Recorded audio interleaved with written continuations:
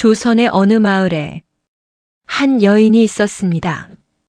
눈에 초점이 흐리고 입가엔 언제나 엉뚱한 웃음이 걸려있는 그 여인을 마을 사람들은 바보 처녀라 불렀습니다.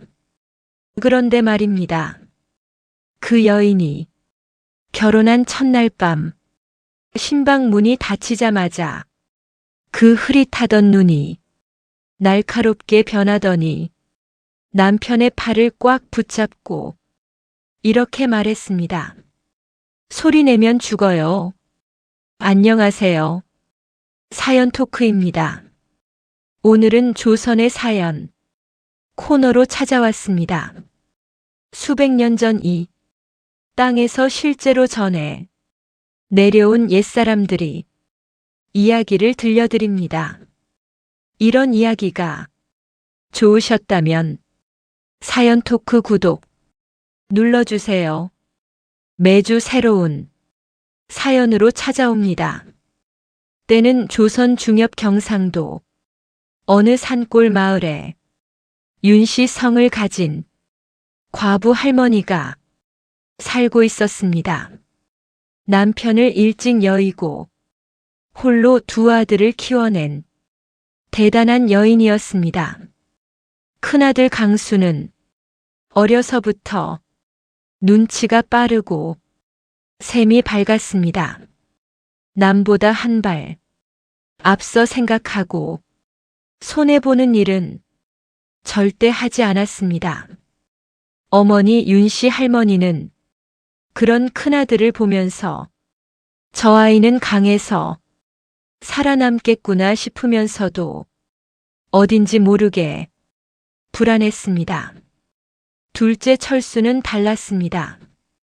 어릴 때부터 마을에서 힘들다는 사람을 보면 자기 밥을 나눠주고 길에서 넘어진 노인을 보면 지게까지 내려놓고 부축해주는 아이였습니다. 마을 사람들은 철수를 보고 혀를 찼습니다. 저 착한 게 병이다. 착하면 손해만 본다. 그래도 철수는 변하지 않았습니다. 어머니 윤씨 할머니는 그런 둘째를 볼 때마다 눈물이 핑 돌았습니다. 저 아이는 착해서 살아남겠구나. 세월이 흘러도 형제가 장성했습니다. 큰아들 강수는 일찌감치 혜경이라는 여인과 혼례를 올렸습니다. 혜경 역시 강수 못지않게 눈치 빠르고 속셈 깊은 여인이었습니다. 두 사람은 어머니 윤씨, 할머니 집에서 함께 살면서 어머니의 살림을 야금야금 손에 쥐기 시작했습니다. 그런데 문제가 생겼습니다. 어머니 윤씨 할머니가 슬슬 재산 분배 이야기를 꺼내는 것이었습니다. 철수에게도 몫을 나눠줘야 한다고 강수는 속이 탔습니다. 내가 여태 어머니 곁에서 살림을 도맡아 했는데 저 바보 같은 동생에게 왜 재산을 나눠줘야 하나? 그때부터 강수의 머릿속에 한 가지 계략이 떠올랐습니다. 아랫마을에 박영감이라는 노인이 있었습니다. 박영감은 젊은 시절 강수에게 돈을 빌린 적이 있었는데 이자가 눈덩이처럼 불어나 도저히 갚을 수가 없는 처지였습니다. 그 박영감에게는 딸이 하나 있었습니다. 이름은 연희, 나이는 20. 그런데 마을에서 연희를 모르는 사람이 없었습니다. 왜냐하면 연희가 바보였기 때문입니다. 눈에 초점이 맞지 않고 누가 말을 걸면 엉뚱한 웃음만 짓고 행동도 어딘가 어설펐습니다. 마을 사람들은 수군거렸습니다. 박영감 딸은 나이는 찼는데 저래서야 시집이나 가겠냐고. 강수는 그 소문을 듣고 무릎을 탁 쳤습니다. 옳거니 저 바보 처녀를 동생 철수에게 장가들이면 되겠구나. 바보와 결혼한 동생에게 어머니가 설마 재산을 나눠주겠냐고. 아니 나눠준다 해도 바보 며느리에게 집안 살림을 맡길 수는 없을 테니 결국 재산 관리는 자기 손에 남게 될 것이라고. 강수는 혼자 킬킬거리며 계획을 세웠습니다. 강수는 먼저 박영감을 찾아갔습니다. 영감님 빚 이야기합시다. 박영감이 사색이 됐습니다. 이자까지 치면 집을 팔아도 다 갚을 수 없는 돈이었습니다. 강수가 슬쩍 웃으며 말했습니다. 빚을 탕감해 드리겠습니다. 대신 조건이 하나 있어요. 따님을 제 동생에게 주세요. 박영감은 눈물을 흘렸습니다. 딸을 빚 대신 보내야 하다니. 하지만 선택에 여지가 없었습니다. 집으로 돌아온 박영감은 딸 연희를 불렀습니다. 연희야, 아버지가 너한테 못할 말을 해야겠구나. 그 말을 듣는 연희의 눈빛이 잠깐, 아주 잠깐 선명하게 빛났습니다. 혼례 날이 잡혔습니다. 철수는 영문도 모른 채 형이 정해준 대로 혼례를 치렀습니다. 신부가 바보라는 소문은 들었지만 철수는 개의치 않았습니다. 어떤 사람이든 내가 잘 대해주면 되지. 그게 철수의 생각이었습니다. 혼례를 마치고 신방에 들었습니다. 방 안에는 촛불 하나가 흔들리고 있었습니다. 철수가 조심스럽게 말을 걸었습니다. 연희 씨 많이 낯설죠? 괜찮아요. 천천히. 그 순간이었습니다. 연희가 철수의 팔을 확 붙잡았습니다. 철수가 깜짝 놀라 연희를 봤습니다. 연희의 눈이 그 흐릿하고 초점 없던 눈이 촛불처럼 또렷하게 빛나고 있었습니다. 연희가 낮고 또렷한 목소리로 말했습니다. 지금 이 순간부터 소리내면 죽어요. 철수는 얼어붙었습니다. 미처 말도 못 하고 있는데 연희가 계속 말했습니다. 지금 이 방 밖에 사람들이 있어요. 당신 형이 보낸 자객들이에요. 오늘 밤 우리 둘 다 죽이려고 온 거예요. 철수의 머릿속이 하얘졌습니다. 형이 나를 왜? 연희가 철수의 손을 꽉 잡았습니다. 이유는 나중에, 지금은 내 말대로만 해요. 연희는 재빠르게 방 안을 살폈습니다. 그리고 철수의 신발 두 켤레를 집어들더니 창문 쪽으로 힘껏 던졌습니다. 밖에서 인기척을 느낀 자객들이 저쪽이다 소리치며 신발이 떨어진 방향으로 몰려갔습니다. 그 순간 연희는 철수의 손을 잡아 끌었습니다. 지금이에요. 뛰어요. 두 사람은 맨발로 신방을 빠져나왔습니다. 차가운 밤 공기 속으로 온 힘을 다해 달렸습니다. 뒤에서 자객들이 쫓아오는 소리가 났습니다.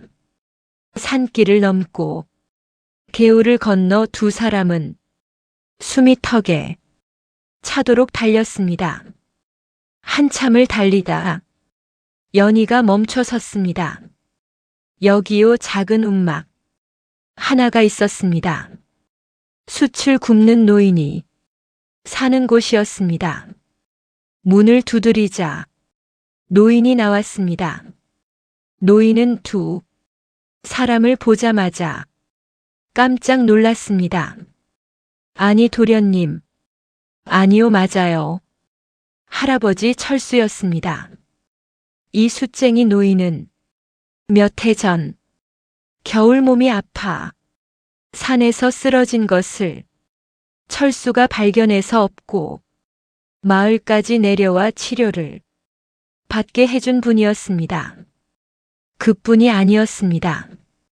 이듬해 봄 노인의 수레가 냇가에 빠졌을 때도 철수가 지나가다 발견하고 온종일 도와줬습니다. 아무 대가도 바라지 않고 노인은 두 사람을 안으로 들였습니다. 어서 들어오시오. 얼른 숨어요. 노인의 움막에서 하룻밤을 보냈습니다. 다음 날 새벽 연희가 철수에게 말했습니다. 이제 이야기해 줄게요. 연희는 차근차근 이야기했습니다. 자신이 왜 바보 행세를 했는지, 박영감 딸이라는 걸 알면 강수가 가만두지 않을 것이라는 걸, 그래서 아주 어릴 때부터 눈에 초점을 흐리게 하고 어설픈 웃음을 연습했다는 것을 철수는 들으면서 가슴이 먹먹해졌습니다. 그 어린 나이에 그렇게까지 해야 했다니. 연희가 말을 이었습니다. 당신 형은 나를 바보로 알고 당신에게 보낸 거예요. 우리 둘 다 없애서 재산을 독차지하려고요. 근데 한 가지 몰랐겠죠. 내가 바보가 아니라는 거. 철수가 조용히 물었습니다. 무섭지 않았어요. 연희가 잠깐 침묵했습니다. 무서웠죠. 근데 혼자였을 때 얘기고, 이제 둘이잖아요. 두 사람은 노인의 도움으로 몸을 추스른 뒤 이름을 숨기고 인근 장터로 내려갔습니다. 가진 것이 없었습니다. 연희가 먼저 움직였습니다. 산에서 나무를 뜯어다 장터에 내다 팔기 시작했습니다. 처음에는 보잘것없는 작은 좌판이었습니다. 그런데 연희는 달랐습니다. 어느 나물이 어느 철에 더 귀한지, 어느 손님에게 어떻게 말을 걸어야 하는지, 어느 시간에 장사가 잘 되는지, 연희는 눈을 반짝이며 모든 것을 계산했습니다. 철수는 연희 옆에서 무거운 짐을 들고 손님들에게 정직하게 대했습니다. 덤을 얹어주고 어려운 손님에겐 값을 깎아줬습니다. 처음엔 남들이 웃었습니다. 저러다 굶어 죽겠다고. 그런데 이상한 일이 벌어졌습니다. 그 정직한 좌판의 사람들이 몰리기 시작했습니다. 저 집 물건은 믿을 수 있다. 저 집 부부는 사람이 좋다. 입소문이 퍼졌습니다. 반년이 지나자 좌판은 제법 큰 가게가 됐습니다. 한편 강수는 날이 갈수록 불안했습니다. 자객을 보냈건만 철수 부부가 감쪽같이 사라졌습니다. 시체도 없고 소식도 없으니 혹시 살아있는 건 아닐까? 강수는 점점 의심이 많아졌습니다. 그리고 그 의심은 자기 아내 혜경에게까지 향했습니다. 재산을 긁어 모을수록 강수는 더 욕심이 났습니다. 혜경에게도 의심의 눈초리를 보내기 시작했습니다. 혜경은 느꼈습니다. 이 남자는 언젠가 나도 버릴 수 있겠구나. 그 두려움이 혜경이 마음속에 자리를 잡았습니다. 어느 날 혜경이 장터에 나왔다가 한 가게 앞에서 발걸음을 멈췄습니다. 낯이 익은 사람이 있었습니다. 설마 혜경은 눈을 비볐습니다. 연이었습니다. 전혀 다른 모습이었습니다. 초점 없던 눈은 사라지고 당당하고 야무진 얼굴로 손님을 맞고 있었습니다. 혜경은 가슴이 쿵 내려앉았습니다. 살아있었구나. 그리고 깨달았습니다. 이 사람이 살아있다는 건 강수의 악행이 드러날 수 있다는 것. 혜경은 오래 망설였습니다. 그리고 결심했습니다.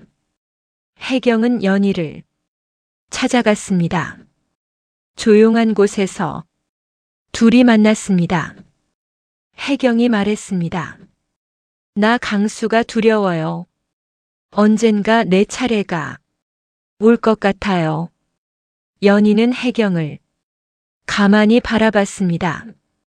혜경이 품에서 무언가를 꺼냈습니다. 열쇠 하나였습니다. 강수의 비밀 장부가 있는 괴짝 열쇠예요. 거기 다 있어요. 강수가 누구에게 얼마를 빌렸는지, 누구를 협박했는지, 자객을 보낸 기록까지. 연희는 열쇠를 받아주었습니다. 그리고 조용히 말했습니다. 고마워요. 연희와 철수는 움직였습니다. 먼저 강수의 자객을 잡은 포졸들을 수소문했습니다. 그 자객이 관아에 붙잡혀 있다는 소문이 있었습니다. 두 사람은 고을 원님께 나아갔습니다. 저희가 증거를 가져왔습니다. 비밀 장부가 공개됐습니다. 강수가 그동안 저지른 일들이 하나하나 드러나기 시작했습니다. 불법 고리대금, 토지 강탈, 그리고 친동생 철수를 죽이려 한 청부 살해 시도. 자객은 관아에서 모든 것을 자백했습니다. 어머니 윤씨 할머니 앞에 강수가 끌려왔습니다. 이미 모든 것이 드러난 뒤였습니다. 강수는 땅바닥에 무릎을 꿇었습니다. 어머니 윤씨 할머니는 올해 아들을 바라봤습니다. 눈물이 흘렀습니다. 하지만 할머니는 고개를 돌렸습니다. 포졸들이 강수를 끌고 나갔습니다. 윤씨 할머니가 철수를 꼭 안았습니다. 살아있었구나. 미안하다. 이 어미가 철수도 울었습니다. 어머니 저 괜찮아요. 강수가 불법으로 빼앗은 재산들은 원래 주인들에게 모두 돌아갔습니다. 박영감의 빚도 탕감됐습니다. 어머니 윤씨 할머니는 재산을 철수에게 물려줬습니다. 연희는 처음으로 아버지 박영감 앞에서 바보 연기를 걷어냈습니다. 박영감은 한참을 딸을 바라보다 말했습니다. 이 아비가 너무 많은 걸 짐지웠구나. 연희가 웃었습니다. 이번엔 진짜 웃음이었습니다. 괜찮아요. 아버지 저 이제 행복해요. 철수와 연희는 그 마을에서 오래오래 살았습니다. 장터의 작은 가게는 해가 갈수록 커졌고 두 사람의 선행은 멀리 퍼졌습니다. 마을 사람들은 두 사람을 이렇게 불렀습니다. 인성 좋은 만석군. 부부 연희는 가끔 옛날 일을 떠올렸습니다. 그 긴 세월 동안 바보 행세를 하며 얼마나 외롭고 무서웠는지. 그러다 문득 철수를 보면 마음이 따뜻해졌습니다. 이 사람의 착함이 나를 살렸구나. 착한 사람 곁에 있으면 나도 따뜻해지는구나. 그런 생각이 들었습니다. 조선 땅에 전해 내려오는 이야기입니다. 탐욕은 결국 자기를 삼키고 착함은 결국 자기를 살린다는 수백 년이 지난 지금도 변하지 않는 이야기. 오늘 이야기 여기까지입니다. 공감되셨다면 사연토크 구독과 좋아요 부탁드립니다. 다음 이야기에서 또 만나요.